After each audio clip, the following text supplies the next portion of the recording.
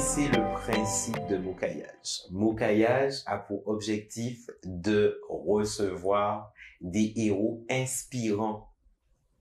Aujourd'hui, je te laisse te présenter. Et pour que tu puisses avoir ce temps de parole, je te transmets ce témoin qui te permettra de nous expliquer qui tu es. Je t'en prie. Merci. Alors, je m'appelle Ilia Grismonde. Merci de m'avoir invitée à votre émission Mocaillage. Je suis une femme, je suis d'abord une maman. Une maman mariée à un être, à mon meilleur ami, à un homme formidable. Et aussi, le fruit de cet amour, on a eu un petit garçon. Il s'appelle Zayn et mon mari s'appelle Wen. Ils sont mes piliers au quotidien, qui fait que je suis maintenant une femme forte, indépendante. Je t'interromps. Tu m'as dit que ton mari, c'est ton meilleur ami. Oui, c'est mon meilleur ami. C'est puissant ce que tu dis là. Oui, exactement. Ça te paraît fait encore. Si, bien sûr. Okay. D'accord. Oui, mais notre histoire, si tu veux, c'est que 9 ans d'amitié, de longue amitié vraiment pure et sincère, authentique. Après, on s'est mis ensemble et on s'est mariés. Et à la suite de ça, on a eu un petit garçon de 4 ans. Mais qu'est-ce qui a le déclic? À quel moment tu t'es dit, c'est pas mon ami, Je crois que c'est lui. C'est lui qui a fait le premier pas parce que, justement, suite à une déception amoureuse, je ne voulais plus croire en l'homme. Et lui, il s'est dit, c'est maintenant ou jamais. Et, du coup, il a fait le premier pas. Ah, donc, le gars a toujours été amoureux de toi? Je pense que je le voyais pas aussi. Parce que, disons que lorsque vous êtes avec votre meilleur ami, vous avez peur de casser cette amitié. C'est vrai. Vous avez peur de casser vraiment ce lien qui vous rapproche pour une histoire d'amour. Et si ça pète, si ça se passe pas bien, ben voilà, l'amitié n'est plus. Donc il y avait ce risque-là aussi. Ouais, cela dit pas, je te charrie, mais l'histoire avec mon ex-femme, c'était exactement la même chose. Bon, on va rentrer dans le vif du sujet. Oui. Ah. Tu sais quelle question je vais te poser? Ouais. Alors, si je devais te dire de clôturer cette phrase, je suis l'héroïne de ma vie parce que j'ai soutenu mon père quand il a eu son cancer de la prostate. Je l'ai accompagné et j'ai été battante parce que jusqu'à maintenant, il va bien. Et je suis l'héroïne de ma vie parce que je suis capable de mener des choses à bien, d'aller jusqu'au bout, de vraiment porter des projets qui me font du bien, de cœur, et mettre vraiment le rire et la musique au cœur de tout. Donne-moi un exemple de projet que tu as mené, où tu t'es battu jusqu'au bout. Alors, le projet que j'ai mené, que je me suis battue jusqu'au bout, c'est d'être maman. Car j'ai une grossesse difficile, compliquée. C'est quoi une grossesse difficile? Alors, disons que j'avais une grossesse assez particulière, une grossesse gémellaire. Et donc, du coup, j'attendais des jumeaux. D'accord. Et ça n'est pas forcément facile d'être enceinte de jumeaux. Surtout, j'avais 24 ans. Et donc, du coup, l'accompagnement n'était pas forcément facile. Mais la musique et le rire m'ont toujours porté durant cette grossesse. Et du coup, malheureusement, j'en ai perdu un. D'accord. Et donc, du coup, deuil prénatal, mais ça va beaucoup mieux maintenant. Car j'ai été accompagnée. Mais aussi, j'ai eu la musique et le rire qui ont vraiment été au cœur de tout et ont été justement au cœur de la santé mentale qu'on parle pas suffisamment durant cette période. La musique, le rire, donc quand on y reste pour qu'on y rit. Ah oui, j'aime ça. Carrément. Je rigole, mais bien sûr. Oui, là pour moi. Je regarde. Je regarde des vidéos. Tu comme ça? Ah oui, mes proches me connaissent pour ça. Toute la journée, mon carré, mais je regarde des vidéos, vraiment, je me fais du bien, en fait. Ah. Je me fais du bien, je regarde des vidéos comiques. Elle rit tout le temps. Je regarde Nino Arial, je regarde vraiment des youtubeurs, il y a comme Ludo aussi qui me fait rire. Vraiment, il y a des... Comme Ludo, on a fait un clin d'œil, on a vraiment, il y a des personnes d'influence qui me font rire au quotidien et me permettent de soigner ma santé mentale et en rajoutant un petit peu de musique aussi, pour moi, c'est le jackpot. Mais tu me dis soigner ta santé mentale ou folle? Non, pas du tout. C'est-à-dire que je gère beaucoup de choses en même temps au quotidien. D'accord. Okay. Et donc, du coup, mon mental peut être mis à rude épreuve. Donc, du coup, par rapport à ça, j'essaie d'avoir des moyens pour pouvoir me soulager, comme des techniques de méditation, comme des techniques vraiment d'introspection, des techniques de gratitude aussi qui m'aident au quotidien, mais c'est surtout la musique qui me fait décoller, quoi. La musique, donc tu composes, tu parles un petit peu Alors, je chante, je suis dans une chorale de gospel, je chante souvent chez moi. Le gospel est le courant musical vraiment qui m'anime, que j'ai grandi dedans, mais aussi j'ai grandi aussi dans la musique compas par mon papa, et donc du coup c'est pour ça que je suis très fière de pouvoir justement mettre un petit peu tout le temps des compas dans ma story Instagram, parce que ça fait du bien, ça froide le mental, en plus ça fait danser, donc tu m'étonnes. Donc du coup ouais. Alors Chrismonde, tu connais la mécanique, tu as abordé le je, maintenant tu dois aborder le tu. Dans ta vie, quel héros symbolise le tu?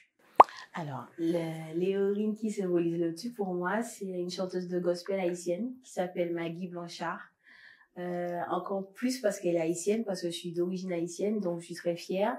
Et surtout, une chanson que j'ai beaucoup aimée d'elle, c'est Pour tout ce que tu es, qui m'a touchée, qui m'a marquée. Et donc du coup, je pense que c'est cette chanson-là qui m'a fait aimer le gospel autant. Chrismonde, je peux te demander quelque chose?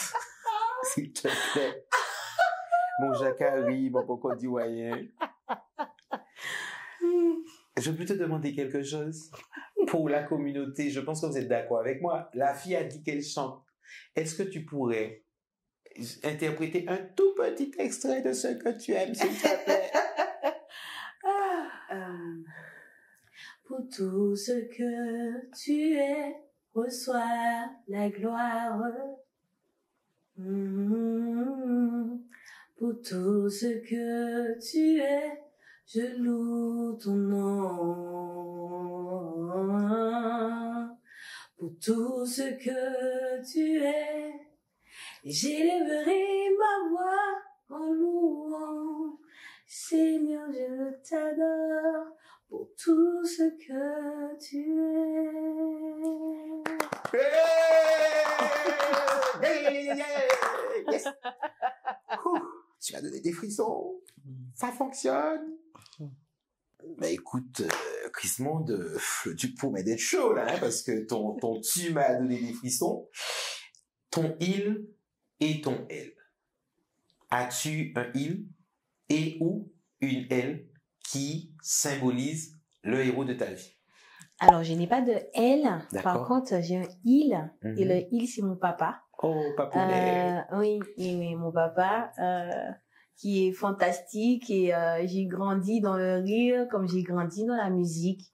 Surtout la musique haïtienne, dans les cassettes, les disques à l'époque. Et j'ai été bercée dans ça.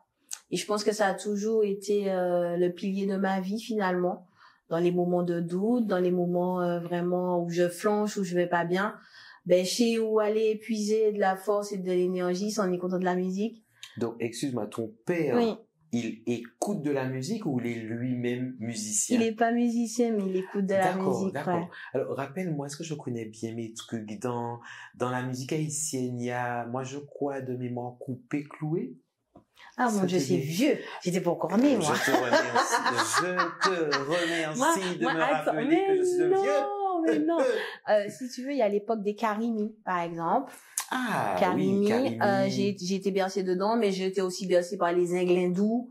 Donc c'était avant. Comment il y a les Inglindous? Je ne connais pas les Inglindous. C'est un groupe mythique à l'époque de mon papa en tout cas. Okay. Et donc du coup, si tu veux, Karimi et tous les bands qui sont suivis par la suite, comme Osval, comme beaucoup de groupes haïtiennes, vraiment eux c'est la nouvelle génération de compas. Donc moi j'étais plus bercée par l'ancienne génération, vraiment le pur, où on entendait vraiment la guitare, on entendait les tambours, la batterie, c'est vrai que le lambi. C'est vrai que le compas c'est quelque chose de très intéressant. Alors moi je t'avoue, et je vais te raconter une petite anecdote. À l'époque, les moments quand il y avait des mariages dans la famille, je détestais le compas parce que tu avais toujours une tante j'ai dansé avec Tati et tu sais t'es pas très haut, la dame te plantait entre ses seins, puis le morceau était long et j'avoue que j'ai reconnecté en fait avec le compas, avec Karimi, effectivement, comme tu dis. Ouais. Et puis il y a celui qui est mort dernièrement là, le grand. Mika Ben. Ouais, ah non, ce mec-là. En plus de bien chanter, beau garçon, jolie famille. Ça, non, c'était, j'avoue que, mais sa chanson va perdurer à jamais. Je pense que c'est un pilier, hein. Ouais. C'est un pilier. Merci en tout cas.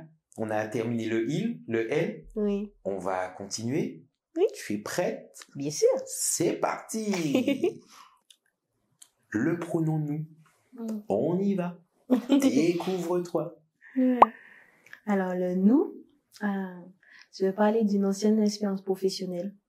Avant de justement porter de projet actuellement, j'étais employée dans une entreprise, d'un centre de formation, et j'avais pour responsable Sandrine, qui était, mon Dieu, une responsable tellement humaine et bienveillante, et puis qui aimait rire. Donc du coup, on s'est rencontrés dans on s'est rencontrés dans le rire, on s'est rencontrés aussi dans le professionnalisme, on s'est rencontrés vraiment dans l'échange. Elle me poussait toujours à aller, toujours me dépasser, toujours être rigoureuse sur les traitements de texte, parce que dans les centres de formation, sous Calliope, il y a une exigence à avoir, une rigueur. Et vraiment, j'ai vraiment aimé cette expérience professionnelle, même si elle s'est clôturée par une fin de contrat, de période d'essai. Mais en tout cas, de cette période, de cette courte période, je retiens que le meilleur, son efficacité, son professionnalisme, et surtout son côté très humain. Donc là, tu me parles du nous comme l'équipe que vous formiez. Ouais, exactement, toutes les deux. Pourquoi une fin de période d'essai? En fait, qu'est-ce qui a dysfonctionné? L'entreprise est en difficulté. D'accord. Et donc du coup, malheureusement, elle a dû vraiment casser notre période d'essai à toutes les deux. Mais c'est pas grave, parce qu'elle a pu justement trouver un autre emploi, et puis moi j'ai trouvé ma mission de vie dans mon projet, et voilà. Tu sais que quand tu viens dans Moukaya, je t'ai déjà fait chanter. Tu sais que je peux te demander des choses extraordinaires. Ouais.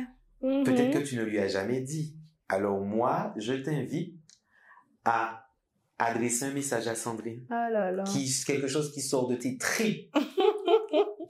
Alors, ma jolie Sandrine, merci de m'avoir révélé. Merci de m'avoir permis d'avoir cette confiance en moi, confiance en mon travail, et surtout confiance en mon projet de vie. On en a déjà parlé, hein.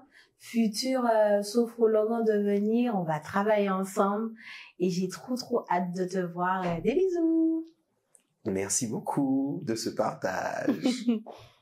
Pronom personnel, le vous. À toi, Chris Monde. Alors, le vous, mes héros au quotidien, c'est ma chorale. Le cœur emporté d'Étienne Saint-Ville.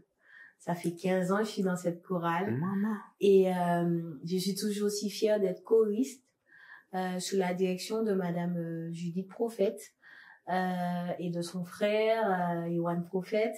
Je crois que ce sont les deux que je taquine, que j'emmerde, que je fais chier souvent. Parce que tu fais chier les gens. Ah bien bon, sûr. Pourquoi je suis pas surpris? Ils ont marre de moi.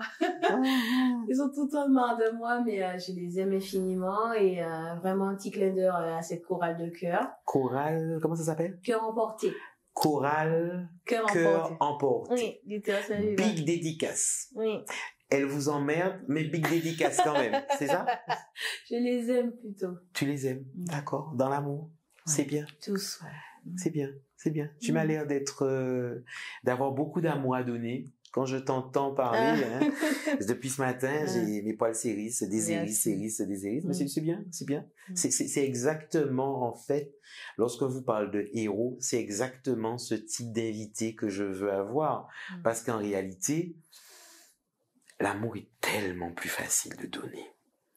Ouais. L'amour du pardon est plus puissant que tout. Et je pense que c'est le plus important. Et c'est le travail que j'ai dû faire durant ces années, le pardon, qui a été un vrai sujet. Et pourquoi le pardon? Tu as voulu pardonner qui? Alors, pardonner à ma grand-mère, je pense, de nous avoir quittés, parce qu'elle a laissé vraiment un grand vide, par exemple. Pardonner à ma belle-mère de n'avoir pas été.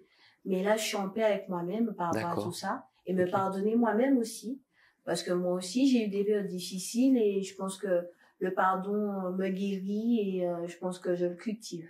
Qu'est-ce que tu appelles période difficile? Alors, période difficile, on revient toujours à ma grossesse qui a été compliquée. Ça t'a quand même beaucoup marqué, hein, oui, énormément. Mais en même temps, je suis en gratitude parce qu'il m'a laissé tellement de belles choses. Il m'a laissé son grand frère qui est en bonne santé. Il m'a laissé... Tu lui avais déjà donné un prénom? Oui, je lui avais déjà donné un prénom. Il s'appelle Eliam. Et pour toutes ces petites choses, je suis en gratitude, en fait. Est-ce que j'ai le droit de te demander de lui dédier un petit message? Mon fils qui est décédé? Oui. Ah oui, pourquoi pas, oui, avec plaisir.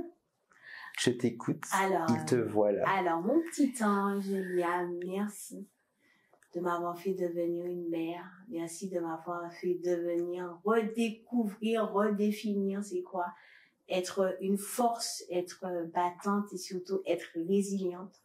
Merci de m'avoir laissé la plus belle chose au monde, ton grand frère qui est pour moi ma source de joie et de paix au quotidien. Et merci pour ça. Et continue toujours à veiller sur nous. Merci Chrismon, en tout cas de ce partage qui est challengeant, en tout cas. Ouais, c'est sûr, mais je suis en paix avec ça. Ça va. Ok. Eh ben, tout couillon, l'émission se termine déjà quasiment. Hein. On va attaquer le il et le elle. Quels sont tes héros inspirants qui se cachent derrière le il et ou le elle? Alors, j'ai pas de il. D'accord. Cette fois-ci. Oui. Okay. Mais j'ai elle. Du coup, premièrement, je vais parler de ma maman. Oui. Qui est une femme battante, résiliente et très très forte. Aussi, maman. Oui, exactement. Parce qu'elle a quitté son pays en Haïti pour venir en Martinique. D'accord. Pour offrir à ses enfants une éducation, des chances d'évoluer dans leur vie, de travailler dans de bonnes conditions.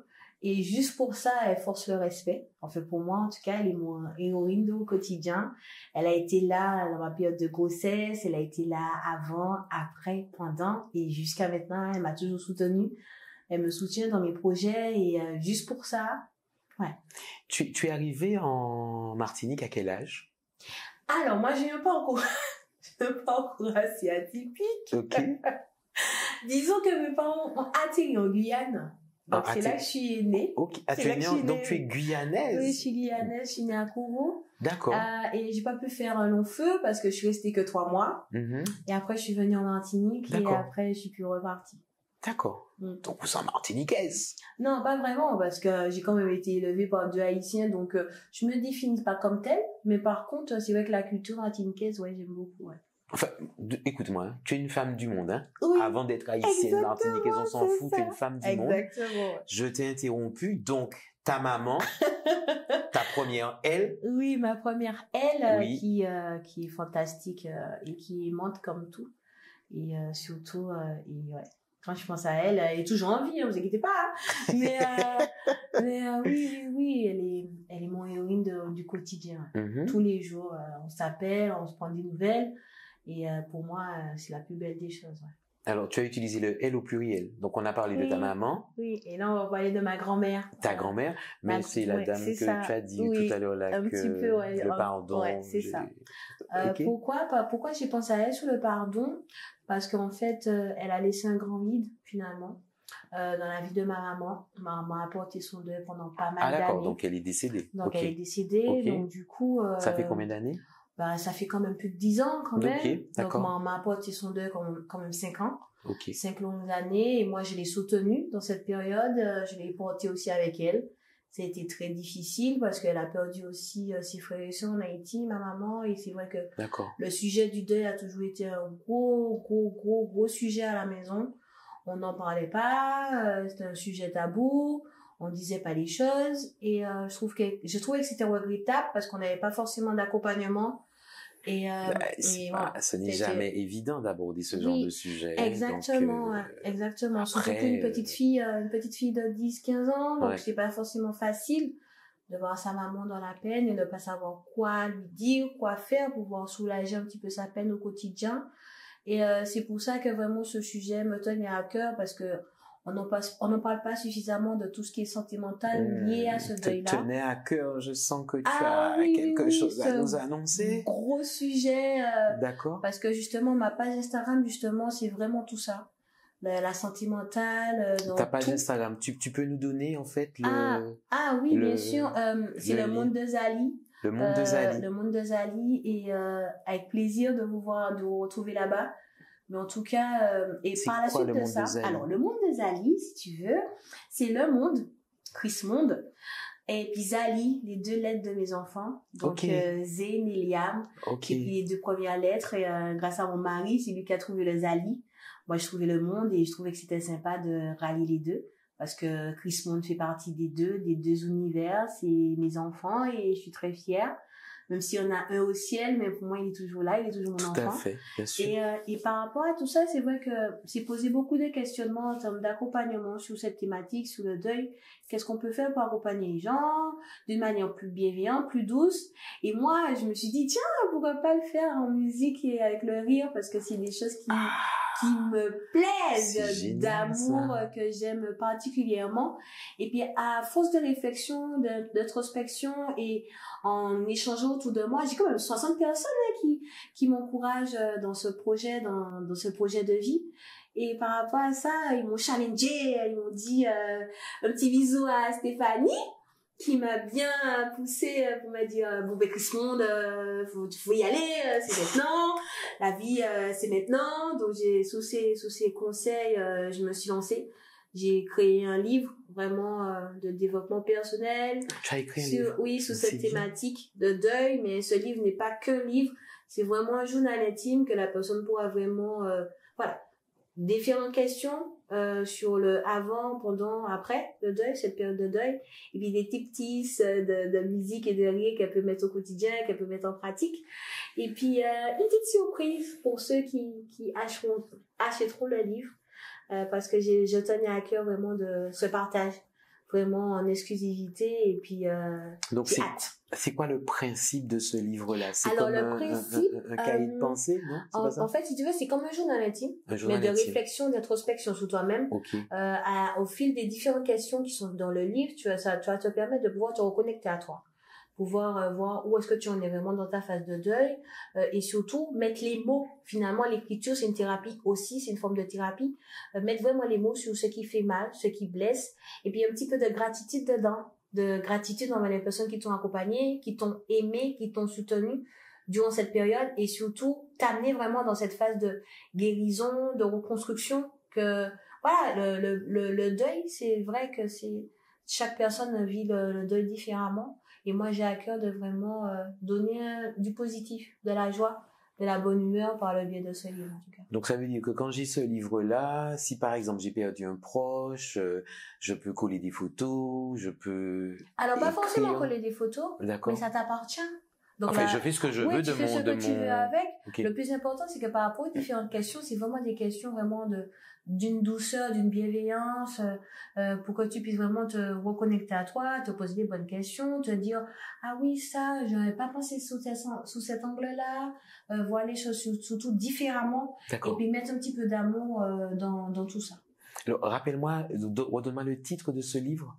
Alors, le titre de mon livre, c'est Chemin vers la guérison. Chemin vers la guérison, d'accord. Un journal de deuil et de reconstruction. Combien de pages, à peu près? Alors, il y a 98 pages. D'accord. Et je tenais à cœur de vraiment le côté qualitatif, donc faire très attention aux couleurs, etc. Et puis surtout que ce soit quali. Finalement, j'ai mis mon cœur et mes tripes dedans, et donc du coup, j'espère que ça va avoir un bon accueil, et puis au plaisir. En vente à partir de quand? Très bonne question. En tout cas, restez connectés, et Moka sera le premier à savoir le lien, afin qu'on puisse collaborer ensemble, qu'on puisse échanger dessus. Ce sera avec plaisir, parce que le but, c'est de partager. Le but, c'est vraiment d'avoir un échange bienveillant sur cette thématique. Alors, en bas de l'écran, vous pouvez lire l'adresse de sa page Instagram. Vous avez vu qu'on vous a projeté lorsqu'elle a parlé de son projet, on vous a parlé du titre, on vous a montré le titre du livre. Donc, j'ai tout fait, je peux pas faire mieux, c'est bon. Tu m'as parlé de livres? Mais tu m'as aussi parlé du deuil, la guérison à travers la musique. Oui. Donc, puisque tu es une passionnée de musique, qu'est-ce que tu proposes comme solution? Puisque tu m'as parlé de ton livre, ok, mais tu m'as parlé de guérison à travers la musique, à travers les chants. Oui. C'est moi qui ai rêvé ou c'est bien ça? Non, c'est bien ça. C'est bien ça. Alors. Mais je chante pas forcément. La musique a un pouvoir libérateur. D'accord. Moi, je pense que je vais sélectionner des musiques qui vont parler, qui vont inspirer, apaiser, parce que le plus important, c'est ça, c'est l'écoute, pouvoir vraiment être en capacité de recevoir. Parce que c'est pas forcément évident de parler, de proposer, les musiques ont le pouvoir de justement d'atteindre, de toucher, sans pour autant parler. Et pour moi, le plus important, c'est ça, c'est vraiment travailler sur cette qualité, quel type de musique proposer aux personnes, dans l'écoute, dans l'échange. Et surtout, moi, je veux vraiment amener ce partage, cet échange de voilà, qu'est-ce que ça t'a, est-ce que ça t'a parlé, cette musique? Est-ce qu'il y a une musique qui te parle? Est-ce qu'il y a une musique qui te plaît? Est-ce que tu as envie qu'on en discute, etc. Vraiment avoir cet échange avec l'autre. Sélection où tu vas permettre à la personne de s'évader. Oui, exactement, un échange. Okay. Un échange autour de l'eau, autour de la rivière, autour de la forêt. Pour moi, le plus important, c'est que la personne puisse... Ah, parce que tu as prévu de recevoir les gens, mais on pas qu'à dire de toute manière, là. Oui, mais c'est au fur et à mesure, parce que pour moi, c'est encore des idées en tête, mais en tout cas, je souhaite vraiment apporter ça. Ce que tu me dis, en fait, ça me parle, parce que j'en ai parlé lorsque moi aussi je suis passé comme héros de ma vie dans mon kayak. Et moi aussi j'ai perdu mon petit frère. Et c'est vrai que j'ai été un petit peu déstabilisé parce que oui, on est allé en thérapie familiale, etc. Mais c'est quelque chose de tabou. On n'en parle pas. Quand tu vois tes parents tristes, tu te dis mais qu'est-ce que tu peux faire? Et tu peux pas apporter un soutien à tes parents parce que toi-même tu sais pas comment faire. On se prépare pas forcément, donc je suis très inspiré par ce que tu dis et vraiment je te souhaite de réussir en tout cas dans ce projet. Merci beaucoup. Parce que je pense que c'est quelque chose dont on peut avoir besoin. Voilà. Merci. Chris Monde, l'émission touche à sa fin. Alors je t'invite à adresser un message de je sais pas quoi à notre communauté qui nous suit. La parole est à toi. C'est toi qui vas clôturer l'émission. Que dire. À part merci, vraiment merci. J'espère que j'ai pu, par mon histoire, toucher et impacter, parce que le but c'est le partage et l'échange. Et surtout, partager ma joie de vivre, parce que ce n'est pas une fin en soi, et juste de kiffer la musique et le rire, et j'espère que vous pourrez passer une bonne fin de journée et à bientôt sur vos kayaks. Donc l'émission touche à sa fin. Ben moi aussi, je vous souhaite de passer une excellente journée. Et toi, quel héros es-tu? Deviens ce que tu es et tu mettras le feu au monde.